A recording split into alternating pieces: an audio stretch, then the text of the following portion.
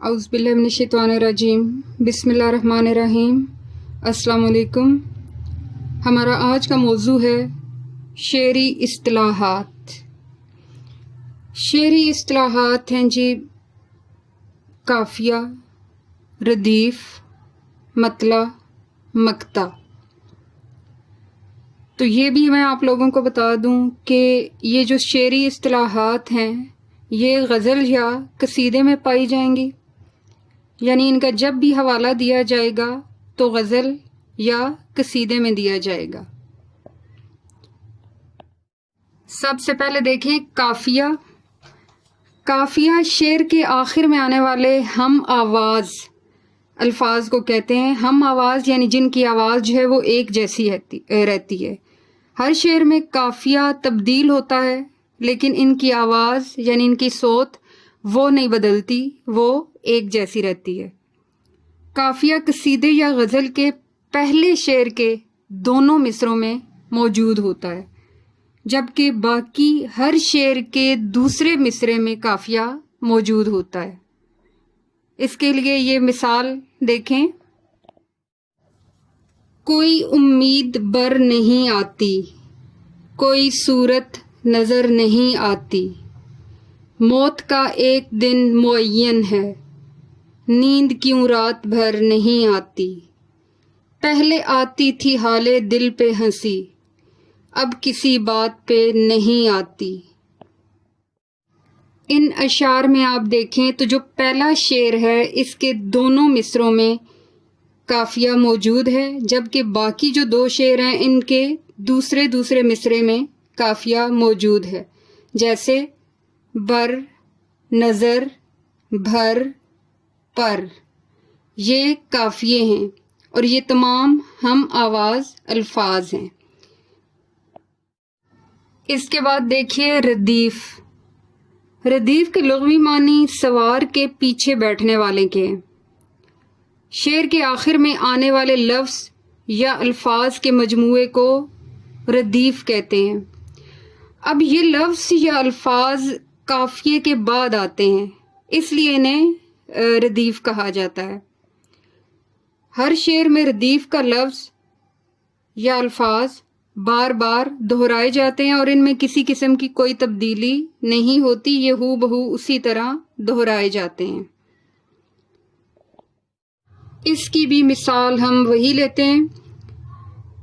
कोई उम्मीद बर नहीं आती, कोई सूरत नज़र नहीं आती, मौत का एक दिन मुअय्यन है, नींद क्यों रात भर नहीं आती, पहले आती थी हाले दिल पे हंसी, अब किसी बात पर नहीं आती।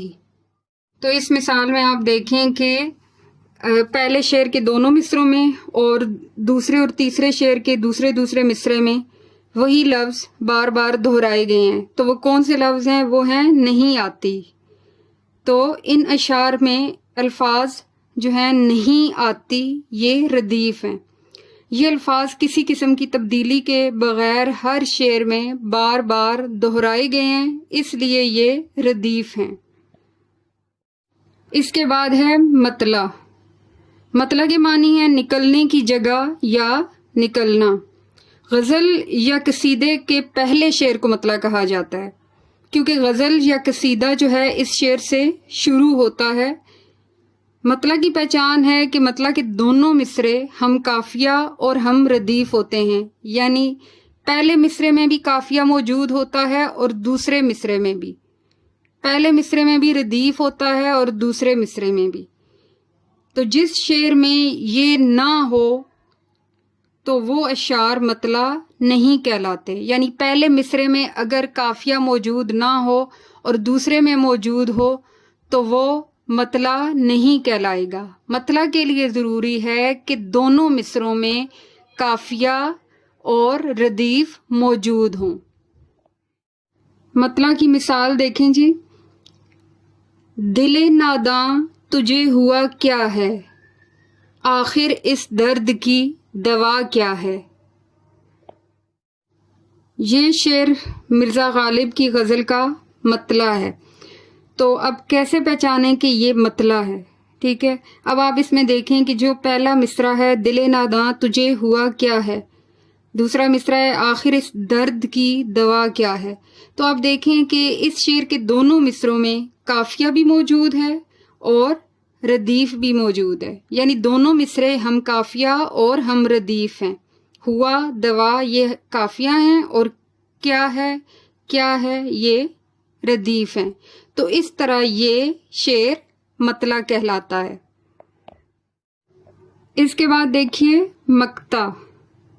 مقطع کے لغوی معنی ختم کرنے کے ہیں. مقطع غزل کے آخری شعر کو کہا جاتا ہے جس میں شاعر اپنا تخلص استعمال کرتا ہے. تخلص کا مطلب ہوتا ہے وہ مختصر نام جو شاعر اپنے شعروں میں استعمال کرتے ہیں. تو جس شعر میں شاعر اپنا تخلص استعمال نہ کرے اسے غزل کا آخری شعر تو کہا جائے گا لیکن وہ مقطع نہیں ہوگا. مقطع کے لیے ضروری ہے کہ اس شعر میں شاعر نے اپنا تخلص استعمال کیا ہو اور وہ غزل کا آخری شعر ہو. مثال دیکھیں. کتنا ہے بد نصیب ظفر دفن کے لیے، 2 گز زمیں بھی نہ ملی کوئے یار میں. یہ شعر شاعر بہادر شاہ ظفر کی غزل کا مقطع ہے. اب یہ مقطع کس طرح ہے تو اس میں آپ دیکھیں کہ کتنا ہے بد نصیب ظفر. اب ظفر جو ہے یہ بہادر شاہ ظفر کا تخلص ہے، یعنی اس شعر میں شاعر نے اپنا تخلص استعمال کیا ہے تو اس لیے یہ بہادر شاہ ظفر کی غزل کا آخری شعر اور مقطع کہلائے گا.